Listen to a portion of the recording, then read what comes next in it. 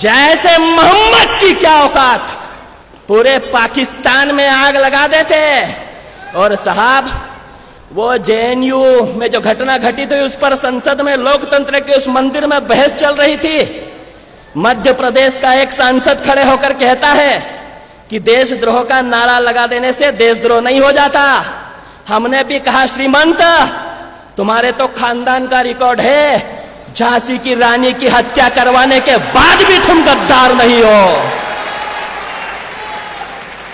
कहीं साहब झांसी की रानी की वो कविता, खूब लड़ी मर्दानी, वो तो झांसी वाली रानी थी, सुभद्रा कुमारी चौहान ने लिखी।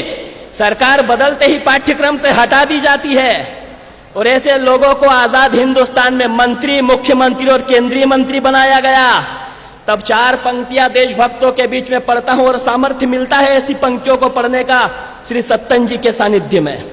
तब पंक्तियां पढ़ना चाहता हूं कि काश ग्वालियर राजघराने ने झांसी का साथ दिया होता,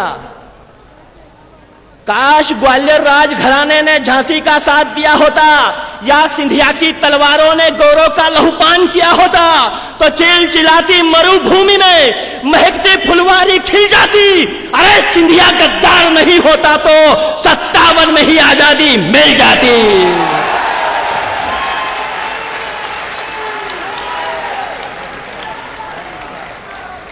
और एक भारत माता की।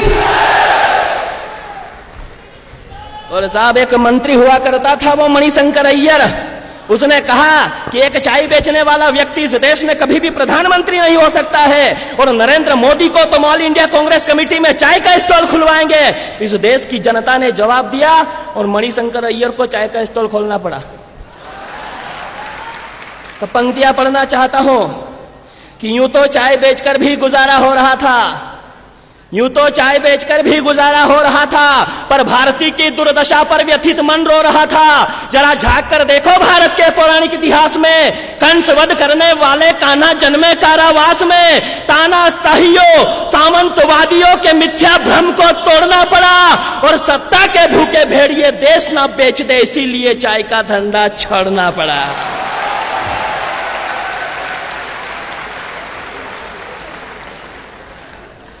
और वो अभी आप सब भारत माता की जय का घोष कर रहे हैं, वो हैदराबाद वाला कहता है कि मैं भारत माता की जय नहीं बोलूंगा। ऐसा नहीं है साहब, ताली बजाओ तो फिर अच्छे ढंग से बजाओ।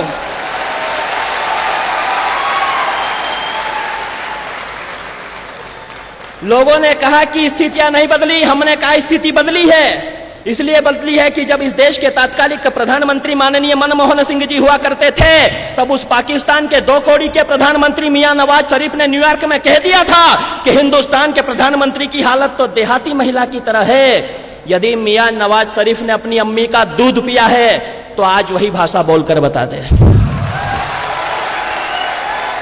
लेकिन हमें पीड़ा तब भी हुई क्योंकि हिंदुस्तान की गांव की महिला, हिंदुस्तान की देहात की महिला यानी ब्रह्मांड की सर्वशक्तिमान नारी, उसकी तुलना मनमोहन सिंह जैसे कमजोर व्यक्ति से कर दी।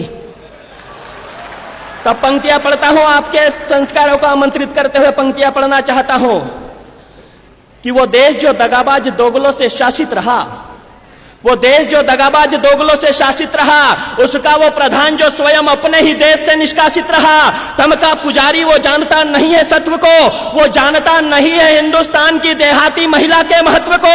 अरे वनवासी सबरी के द्वार पर स्वयं मर्यादा पुरुषोत्तम आते हैं, गोकुल की यशोदा का माखन खाकर कान्हा जगत गुरु बन जाते हैं। वो भूल गया बंगा की विद्यावती के बेटे भगत सिंह ने असेंबली में बम फोड़ दिया था, और भाभरा की जगरानी के बेटे शेखर ने फिरंगियों को जवाब मुंह तोड़ दिया था। वो भूल गया कारगिल के युद्ध में जिन बेटों के शौर्य ने उनके बोरिया बिस्तर समेटे थे, अरे सरहद पर लड़ने वाले सबसे ज्यादा देहाती मां के बेटे थे। सरहद पर सरहद पर सरहद पर सरहद पर लड़ने वाले सबसे ज्यादा देहाती मां के बेटे थे। वो मां जो सूरज से पहले उठकर गायों का दूध दुहा करती है, वो दादी जो झोपड़ी में रहकर भी पोतों की सलामती की दुआ करती है, वो बहना जो गोबर सने हाथों से भाई के लाड़ लड़ाया करती है, वो काकी जो गालियां देकर भी जिंदगी के सबक पढ़ाया करती है, वो फसल काटने वाली, वो गोबर बिनने वाली, अरे सबकी सभी स्वाभिमान हमारी है। बतला मियां नवाज शरीफ, एक भगोड़े से अधिक क्या औकात तुम्हारी है।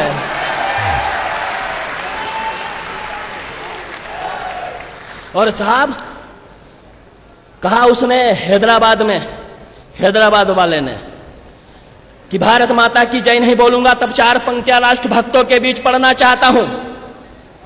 हमारी निष्ठा किसी व्यक्ति में नहीं, हम तो त्वदीयाय कार्याय बद्धा कटियम वाले लोग हैं। तब पंक्तियां पढ़ता हूं कि 7 सुरों को मिलाकर एक लय बोले, 7 सुरों को मिलाकर एक लय बोले, तुलजा भवानी के सिंह की भांति होकर निर्भय बोले, जिसकी रगों में हो अपने पिता का खून, केवल वही भारत माता की जय बोले।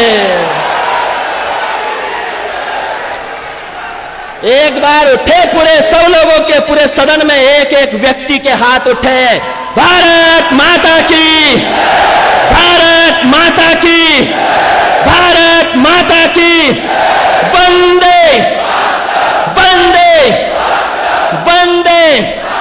और उसने कहा कि वो इसलिए नहीं बोलना चाहता क्योंकि ये संविधान में लिखा हुआ नहीं है। तब पंक्तियां पढ़ता हूं, इंटेलेक्चुअल पर्सनालिटियां बैठी हुई है, यहां कानून के विद्वान लोग बैठे हैं, यहीं कई शिक्षाविद बैठे हैं, और डॉक्टर हरिओम पवार जैसे लॉ यूनिवर्सिटी के प्रोफेसर बैठे हैं। पंक्तियां पढ़ता हूं आप सभी राष्ट्रभक्तों के बीच में कि अशफाक उल्लाह खां की जिह्वा पर, मेरी बात यदि आपको ठीक लग जाए तो पुनः बताना कि ये लोक माता हिल्याबाई का इंदौर है, कि अशफाक उल्लाह खां की जिह्वा पर भारत मां की जय के नारे थे। अशफाक उल्लाह खां की जिह्वा पर भारत मां की जय के नारे थे। भारत मां की जय कहकर कुर्बान हुए अब्दुल हमीद हमारे थे। अग्नि पृथ्वी आकाश त्रिशूल दे निज धाम चले गए। भारत माता की जय कहते डॉक्टर अब्दुल कलाम चले गए, और तुम कहते कि भारत मां की जय किसी विधान में लिखा नहीं, इस मां माटी का वंदन संविधान में लिखा नहीं। तो सुनो, ये उल जुलूल बकना संविधान में लिखा नहीं, ये बकरे जैसी दाढ़ी रखना संविधान में लिखा नहीं।